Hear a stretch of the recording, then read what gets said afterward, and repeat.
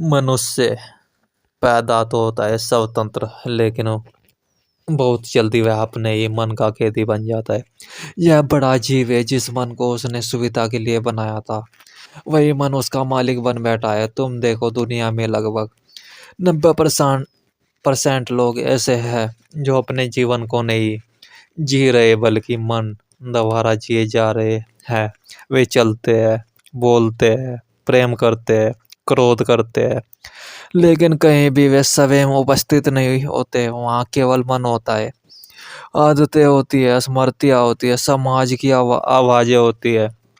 मन को कोई जीवित सत्ता नहीं है, वह तो अतीत का संग्रहालय है। उसमें तुम्हारे माता पिता की बातें है, गुरु की सीखे, समाज के नियम है, धर्म की धारणाएं बचपन से ही तुम्हारे ऊपर शब्दों की बारिश की गई है। यह अच्छा है, वह बुरा है, ऐसे बैठो, ऐसे उठो, ऐसा सोचो, वैसा मत सोचो। धीरे धीरे तुमने इन सबको अपना मान लिया। अब समस्या यह नहीं कि समाज ने तुम्हें सिखाया, समस्या यह है कि तुमने प्रश्न करना छोड़ दिया। मन को गुलामी प्रिय है, क्योंकि गुलामी में जिम्मेदारी नहीं होती। अगर तुम दुखी हो तो मन कहता है हालात खराब है। अगर तुम असफल हो तो मन कहता है किस्मत खराब है। अगर जीवन में प्रेम नहीं तो मन कहता है लोग ही बुरे हैं। मन कभी यह नहीं कहता कि शायद तुम स्वयं सोए हो हुए हो। जागना कष्टदायक है, क्योंकि जागने का अर्थ है अपने जीवन की पूरी जिम्मेदारी लेना।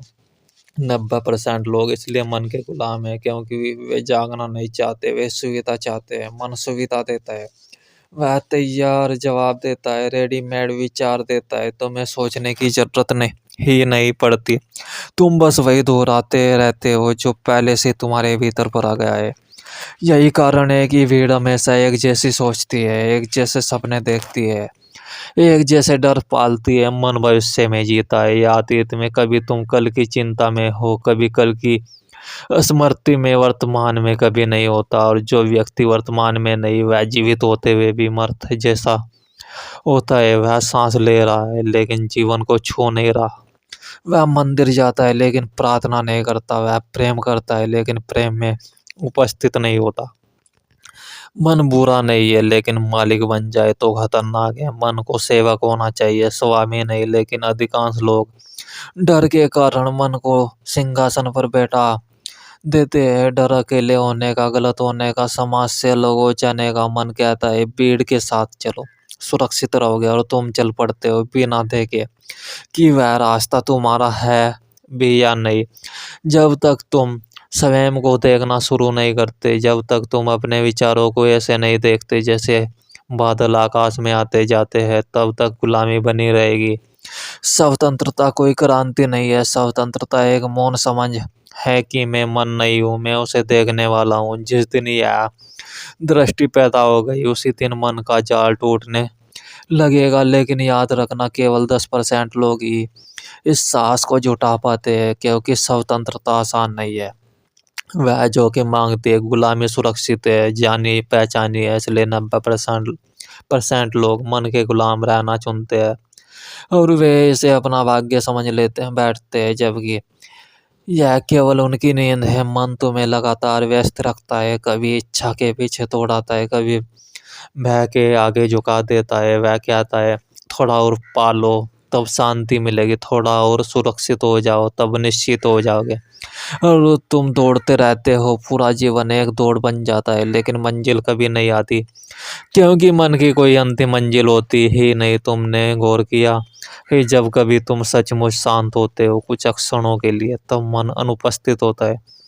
सूरज डूब रहा है, आकाश रंग बदल रहा है, और अचानक तुम रुक जाते हो। उस क्षण कोई विचार नहीं, कोई मांग नहीं, कोई तुलना नहीं।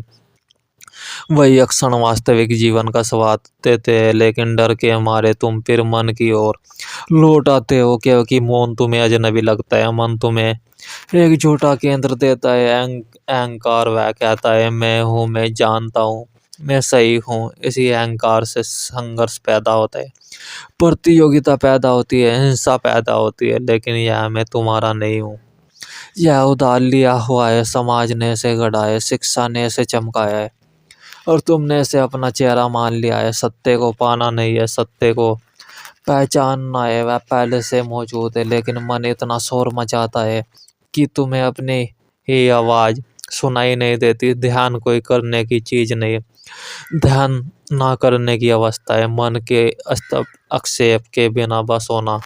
और जिस दिन तुमने मन को देखा उसी दिन पहली बार तुम मन से अलग हुए। देखना ही मुक्ति है, संघर्ष करने की जरूरत नहीं, दबाने की जरूरत नहीं। मन को दबाने वाला भी मन ही होता है। बस साक्षी बनो, विचार आए देखो, भावनाएं उठे देखो, धीरे धीरे उनके बीच एक अंतराल पैदा होगा। उसी अंतराल में स्वतंत्रता की पहली किरण उतरेगी। बहुत कम लोग इस अंतराल में टिक पाते हैं, बाकी लोग फिर पुराने रास्तों पर लौट जाते हैं, क्योंकि आदतें मजबूत होती है और चेतना कमजोर। लेकिन याद रखना, एक बार जिसने स्वाद चख लिया वह पूरी तरह वापस नहीं जा सकता। भीतर कहीं एक अलग जल आग जल जाती है, जागने की आग, और यही आग मन को जलाती नहीं, रोशन करती है। तब मन मालिक नहीं रहता, केवल एक उपयोगी उपकरण बन जाता है।